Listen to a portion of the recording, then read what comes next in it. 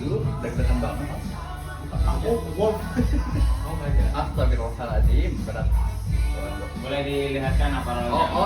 Boleh. tampilan. Kirain nggak boleh. Iya, Kirain nggak boleh. Oke. Ulama. Pemerintah. Pengusaha. Aku pemerintah Perusak, atau perusak? Kelingking rakyat biasa. Sesuai banget Pemerintah. Ya, pemerintah. Oke. Bentar. Anu rakyat biasa harus banyak orang loh, berarti berdua. Iya. Yang nonton. Oh, kita yang Pindah. Itu rakyat. Hidup rakyat. Boleh kawan-kawan dibaca kekuatan rollnya Oh iya. dan apa-apa yang harus kawan-kawan. Dari Habibie, silakan baca dulu Bibi. Dari aku pembuat kebijakan, telunjuk pemerintah, pembuat kebijakan. Kekuatannya itu ada ketegasan dan keadilan. Aksi khasnya itu adalah tetapkan kebijakan. Buat satu atau ubah satu aturan yang akan berlaku hingga akhir permainan. Oke. Keadilan bukan hanya hukum tapi keberpihakan pada kebaikan bersama. Ya, apa tuh? Pemerintah. Oke, ulama silakan bacakan rollnya. Rolnya ulama ini punya role sebagai menjaga akhlak, menenangkan konflik dan menyampaikan kebenaran. Kekuatannya hikmah dan kebijaksanaan. Aksi khasnya nasihat kebijaksanaan anjay. Nasihat Ceramah lanjut. Aksi khasnya caranya itu pilih satu pemain berdasarkan satu konflik sosial yang menargetkan dia. Nah, itulah. Oke. Ya. Penjahat. Penjahat. Sorry peran nih. Perannya menyebarkan hoak, provokasi dan merusak keharmonisan. Kekuatannya manipulasi dan chaos. Aksi-aksinya itu adu domba. Nah, adu domba ini itu pilih dua pemain lain. Mereka harus berkonflik satu sama lain. Alasannya kekacauan adalah senjata terbaik bagi mereka yang haus kekuasaan. Oke. Orang kaya, oligarki. orang kaya. Orang kaya mengelola ekonomi, membuka lapangan pekerjaan dan menyalurkan kebaikan. Kekuatannya sumber daya dan pengaruh. Aksi khasnya investasi sosial. Oke. Rakyat kecil. Rakyat biasa, menopang kehidupan, menentukan masa depan dan mudah terpengaruh. Kekuatannya solidaritas, suara bersama. Aksi khasnya suara rakyat. Semua anggota kelompok mendapatkan satu suara tambahan dalam pemungutan. Oke. Saya akan membacakan alur permainannya. Oke. Alur pertama adalah argumen. Jadi masing-masing role akan menentukan argumen tentang kasus ini. Nanti kita pilih kasusnya. Acak. Oke. Alur kedua, setelah semuanya memaparkan argumennya, adalah argumen bantahan dan kritik antara satu dan lain. Ini silakan siapa yang mau angkat tangan. Siapa yang lebih dominan di sini terlihat. Siapa yang mau menang di sini terlihat. Alur ketiga ada revisi dan tanggapan, menanggapi satu sama lain. Alur terakhir adalah evaluasi. Nanti kita berevaluasi. Nah, di sini kawan-kawan tahu ingin berteman dengan siapa, ingin merangkul siapa, silahkan dalami perannya masing-masing. Ulama dalami perannya, pemerintah dalami perannya, penjahat dalami perannya, rakyat biasa dalami perannya, dan oligarki dalami perannya. Mulai detik ini kalian tidak menjadi diri kalian sendiri, tapi kalian menjadi role kalian sendiri. Ulama. Oke, menurut saya ulama boleh nggak bekerja sama penjahat misalnya? Boleh. Astagfirullah. Iya, ulama seperti apa yang dia mainkan. Nah, itu Dari benar. perspektif masing-masing. Oke. Ya, pemerintah. Ya, ini kita melihat nantinya bagaimana kalau ulama itu memang bekerja sama dengan pemerintah, apakah kacau sebuah negara ya atau bagaimana? Tapi ini kita perlu pilih nggak? Kita harus berteman siapa atau dari argumen kita? Terserah. Kalau kawan-kawan memang ingin memperlihatkan role ulama yang memang kejam atau role oligarki yang memang kejam, ya harus merangkul siapa kan tahu itu.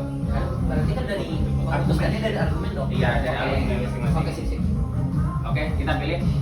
Bilang stop. Bilang oke deh, gini aja. Dari rakyat untuk rakyat. Oke, Bisa rakyat. ya. Dari rakyat untuk rakyat. Buat Oh, moderator. Kasusnya adalah mafia beras. Berat. Mafia beras. Saya akan membacakan latar belakangnya. Harga beras melonjak akibat permainan distributor pasar. Rakyat mulai tercekik oleh kenaikan harga beras, dan pemerintah harus segera membuat regulasi yang pas agar semuanya senang. Pertanyaan musyawarahnya, apakah pemerintah melakukan intervensi? Intervensi. Bagaimana menghukum pelaku? Bagaimana menjaga pasokan pangan? Oke.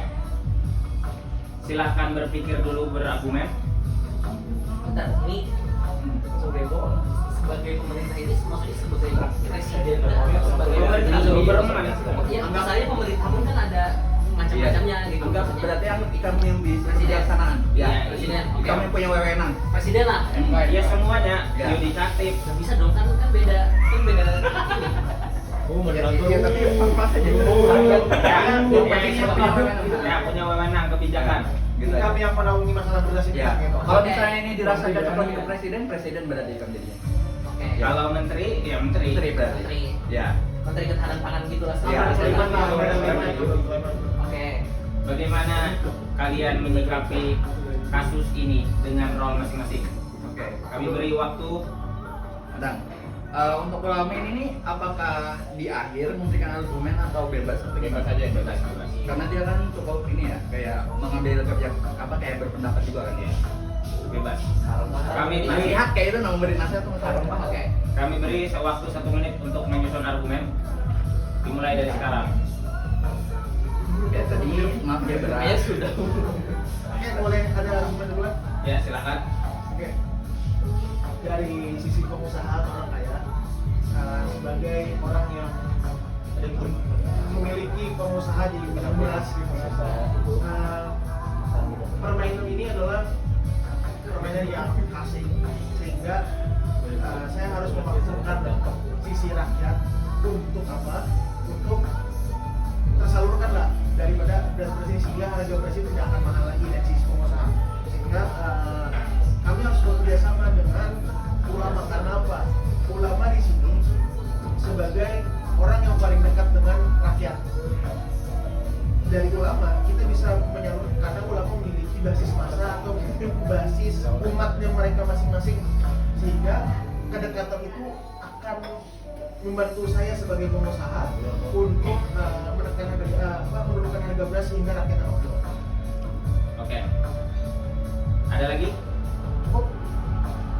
Oke, ada yang mau berargumen lagi? Oke, dari pemerintah, bagaimana menyikapinya? Tanggapan pemerintah sangat penting untuk saat ini. Rakyat mendesak. Jadi kan masalah untuk penimbunan beras kan ya. Masalah untuk penimbunan beras ini kan kita kalau kita bicara mungkin masalahnya itu dari peraturan impornya kan. Peraturan impor, karena dan jujur kalau di negara kita juga masih kebanyakan beras itu masih impor dari luar negeri. Masih impor dari luar negeri, dan juga mungkin para pengusaha-pengusaha yang menimbun tadi juga pengen mengendalikan apa ya, harga pasarnya supaya mereka bisa ambil untung gitu kan. Gitu kan. Bukan Aku pemerintah jelek. pemerintah kami anjir. Pemerintah jelek. Oke. Nah, jadi kalau menurut saya antara Dari masalah ya. intervensi pemerintah atau tidak ya. Kalau masalah intervensi pemerintah atau tidak, mungkin pemerintah akan melakukan intervensi tapi di daerah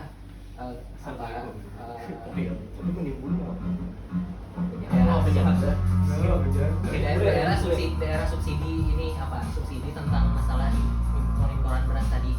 Jadi misalnya Ya sudah, pemerintah. Terima kasih banyak. Ini Paham. Ini bandar Makanya mengungkap. kawan-kawan harus bisa menyampaikan Udah 1 menit tuh dalam beda. 1 menit. Oke. Anjir. Kau kan tahu jadi bagi lemah memicik gitu. Ya. Oke, penjahat bagaimana tanggapannya? Ya, tanggapan gue kayaknya normal aja bang menimbun tuh. Itu aja bang. Soalnya masalahnya kayak ini kalau misalnya kalian timbun dan apa sih namanya harganya sesuai yang harga, rugi di petani. Soalnya kita tahu petani menimbun pun orang-orang menimbun pun ada bakal menimbun kalau misalnya harganya normal. Kasihan gitu nah. Penjahat baik. Berarti Belum Oke. di sisi tanggapan. 1 menit. Ya sih itu aja sih. Itu aja. Ada lagi tambahan? Hidup Hidup petani. Oke, dari ulama bagaimana ulama? Baik, saya ingin menanggapi terkait tadi. Waalaikumsalam. Ya, Assalamualaikum warahmatullahi Jelek kalau kamu kan ulama. ulama. Satu menit. Ulama. Ya, jadi saya berpendapat seperti ini teman-teman sekalian, saudara-saudara sekalian. Menurut saya, kalau misalnya kita bicara tentang kasusnya tadi karena ingin ada keberpihakan kepada petani, bagaimana kalau misalnya kita musyawarahkan bersama saja? Bagaimana kalau misalnya kita sama-sama saja untuk mencari jalan keluarnya bagaimana? Kita damai saja lah, kita tidak perlu ada yang namanya kayak membela siapa, tapi kita sama-sama mencari solusi di bersama. Begitu, itu pendapat dari saya. Ya, ada lagi? Mengokohkan paham lintas. Oke. Ya, Sebelum kita masuk ke rakyat kecil, coba saya bantu rangkumkan dulu dari segi orang kaya, oligarki itu sendiri mengatakan bahwa ini perlu karena untuk kesejahteraan rakyat juga. Karena memang dari kebijakan pemerintah pun tidak ketat dengan mengawasi antara mafia beras ini. Artinya ada keleluasaan di sana, permainan di sana. Pemerintah pun tidak tegas dengan apa yang dia mainkan. Dia tidak tahu dengan ranah-ranah dia. Ulama pun cukup longgar dalam hal etis dan moralnya. tidak langsung menjudge Dan gitu, penjahatnya pun. Nah, bagaimana tanggapan rakyat biasa menanggapi bahwa ini semua tertuju kepada Anda adalah akar rumput dari masalah ini. Ya. Anda yang paling terdampak. Terdampak. Silakan 1 menit rakyat biasa. di sini saya mewakili rakyat biasa. Dan di sini saya sangat terdampak terkait kasus mafia beras dan kesimpulan beras ini. Saya setuju dengan apa kata pihak ulama. Mungkin kita harus mencari solusi bersama untuk mengatasi kasus ini karena di sini rakyat yang sangat terdampak dari kasus ini. Mungkin dari pengusaha ada terdampaknya, mungkin dari pemerintah ada terdampaknya, tapi yang lebih kena dampaknya itulah rakyat biasa karena kami sangat kesulitan untuk mencari makan memenuhi kebutuhan makan sehari-hari itu kami sangat susah. Jadi saya setuju dengan pihak ulama bahwa kita harus mencari solusi bersama dan berdamai untuk mencari rakyat biasa. Emang ulama tuh bisa mempengaruhi rakyat. Ya. Oke, selesai sesi argumen. Sebenarnya tidak sesi pertama tidak ada argumen yang sangat tajam dan kawan-kawan masih tidak keluar dari tidak in karakter banget. Di sesi kedua ini dimohon untuk kawan-kawan masuk ke dalam karakternya lagi. Tidak ada kawan satu sama lain. Yang ada hanyalah ulama, pemerintah, penjahat, rakyat biasa, dan oligarki. Kawan-kawan bayangkan ketika ada beras ini sulit harganya, naik harganya, rakyat yang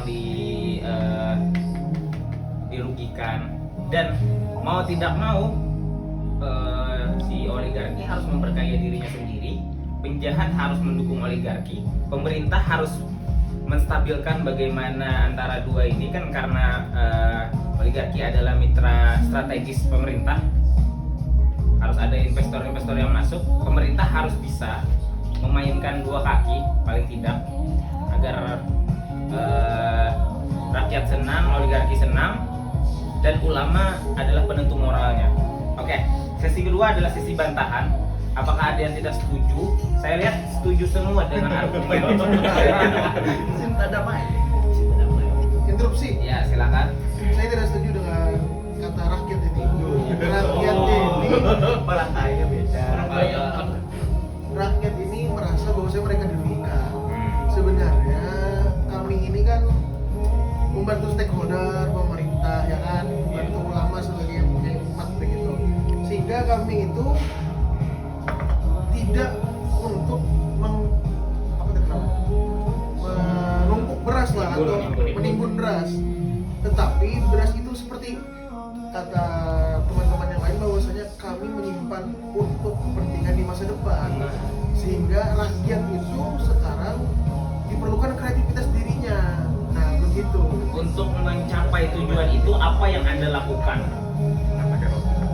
Ya saya sebagai pengusaha, karena pemerintah pun sepertinya tidak ada mengatur saya lebih jelas. Silakan berbicara kepada pemerintah ya. Ya, Anda tidak pernah mengatur kebijakan yang cukup jelas bagi saya, sehingga saat ini ada faktor kesukaan diri saya untuk kapan saya bisa menaikkan harga, kapan saya menurunkan harga. Oke. Bagaimana pemerintah tanggapannya? Oke, untuk dari tanggapan pemerintah juga sebenarnya masalah penimbunan beras ini kalau kita lihat dari peraturan yang ada, sebenarnya sudah ada peraturan kalau penimbunan beras itu maksimal adalah berapa di gudang itu 1 tahun maksimal 1 tahun. Jadi nggak bisa gitu loh sebenarnya ya nggak bisa kalau beras itu ditimbun selama 1 tahun lebih. Mungkin karena musimnya lagi susah mendapatkan beras, justru pada saat itu ya sebenarnya yang seharusnya beras ini didistribusikan secara benar gitu. Mungkin dari pemerintah juga kalau misalkan ingin mengintervensi juga, mungkin di masalah peraturan itu kita persingkat waktunya dari yang tadi selama 1 tahun maksimal penimbunan beras dalam gudang, penahanan beras dalam gudang itu kita persingkat menjadi kira-kira penimbangannya jadi sekitar setengah tahun gitu ya, sekitar 6 bulan gitu. Jadi maksimalnya, jadi beras-beras itu lebih tercycle gitu, nggak ada masalah yang ditemukan kalau beras ini lama ditimbun dalam gudang lalu berasnya tadi menjadi kualitasnya menjadi menurun gitu. Nah itu mungkin salah satu ya solusi yang bisa ditawarkan dari pemerintah.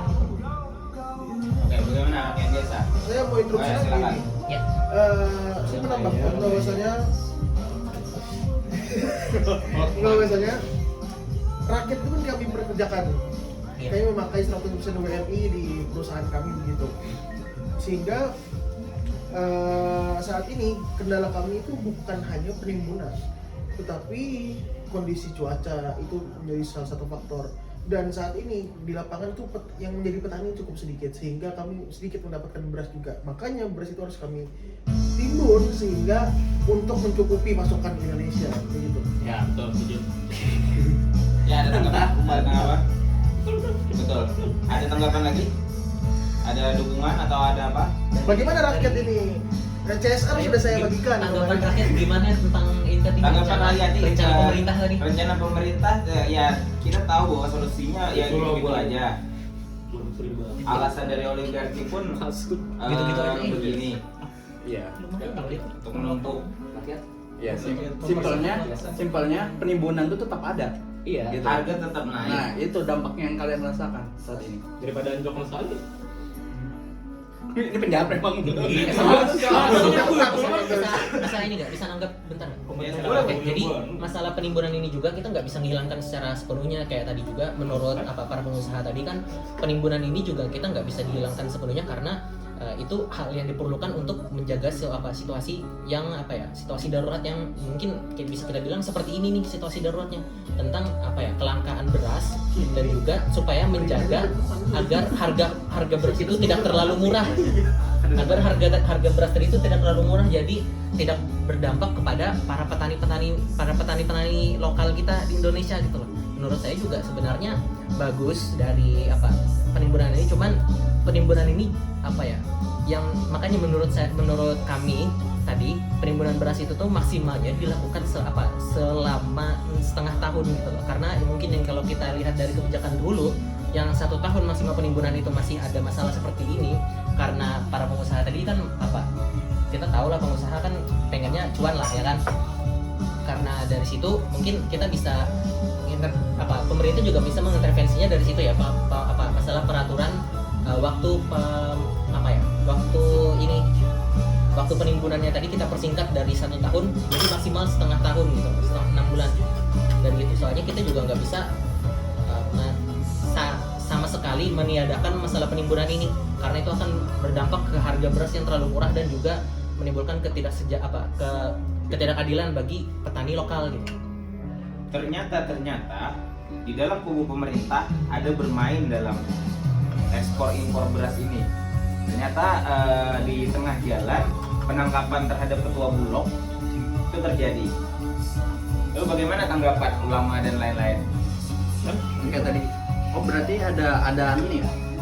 Bahasanya tuh efek baru apa efeknya tadi? Ya mafia beras tetap ada Iya. mafianya. Tadi kata yang kasusnya apa ya? Penangkapan Bulog. Ada. ya. Ternyata ada permainan antara pemerintah dan pengusaha. Oke. Ini aku pas sebagai ulama banget ya. Nah, Jadi saudara begini. Yang namanya kasus ini kita anggap seperti ini. Tidak mungkin pemerintah tidak memikirkan secara matang. Tentunya mereka pasti sudah memikirkan ini secara matang, saudara. Jadi harap bersabar saja, karena sebagaimana firman Allah, la yukallifullahu nafsan illa wus'aha. Allah tidak akan menguji seseorang di luar batas kemampuannya. Makanya oleh karena itu kita bersabar saja. ada tanggapan rakyat kecil penjahat? Bagi rakyat kami tidak perlu dalil-dalil agama di tengah kondisi saat ini. Iya, betul. Saya Kan sangat sudah setuju. kan? Iya, betul. Kami tidak perlu.